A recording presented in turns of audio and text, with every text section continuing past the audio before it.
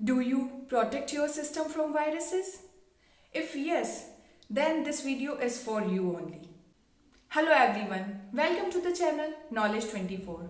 In this video, we will see what is malware and how to protect your system from the various type of malwares. Basically, malware means it's a malicious program or malicious software which is designed to damage your system intentionally. It includes variety of malwares like viruses, worms, spyware, Trojan horse, etc. Now, there are basic two ways by which the virus will come to your system. So, the first one is by using the internet, and then second one is by using the external devices like pen drive, external hard disk, card memory, then flash card, etc. And usually we are using both things. So there are 100% chances that virus will come to your system. So how to solve this problem? So we have to follow some steps that will reduce the chances of virus that will come to your system. Let's see steps.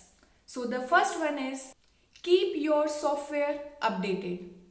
Even it can be your operating system or security software or any other type of software. You have to update it every software time to time. And remember that we have to avoid cracked version of any type of software. We know that we get the cracked version or pirated copy of the software easily and without any money. But at the same time, there is a chances of viruses or malicious program which will be attached with your cracked copies of the software. So we have to avoid the cracked copies of the software. Then second point is use antivirus software. Antivirus software is used to scan your software and remove the viruses if any will be present. So we have to update our antivirus software before the expiry date. There are so many types of antivirus, you can install it and use it. The third one is the use strong password for online sites login. Strong means it's a combination of alphabets, either it can be capital or small. Then we have to use numbers 0 to 9. Then we have to use special symbols like @ minus sign, hyphen sign, etc. with the at least 8 characters. So this is the strong password, and we have to remember that we have to use different password for different sites. Otherwise, it's easy to hack the password if we are using same password for the different sites. So avoid to use same password for the different sites. Then next is scan your external devices. When we use pen drive or external hard disk or memory card, etc., then we have to firstly scan it by set the permissions in the setting. Then next is avoid click on unnecessary links.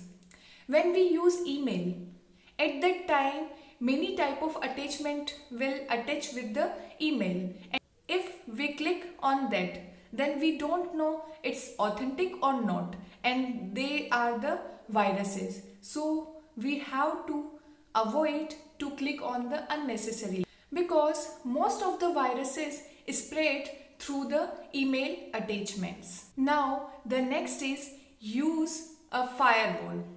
Firewall is a combination of hardware and software which is used to filtering your incoming and outgoing packets. So always turn on the firewall. The next is don't click on pop-up and use pop-up blocker. Every browser have the ability to stop pop-up windows.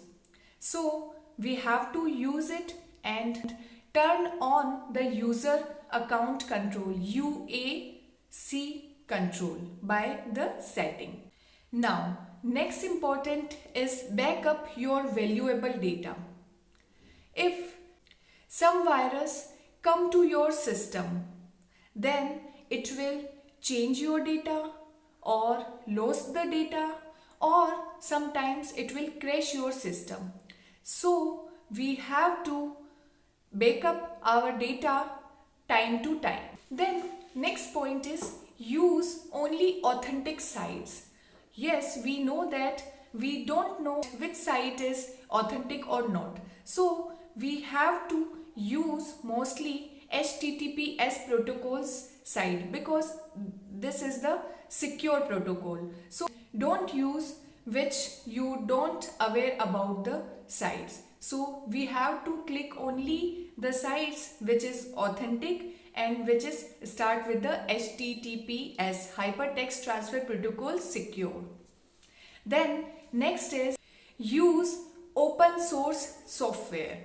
Generally, viruses are made for mostly used and proprietary software. So we have to use open source software because they are free to use, but we know that these are difficult to use for the general public. So if you are a person related to computer science, then you can use the open source software. So these are the basic steps by which you can prevent your computer system from the viruses and malware.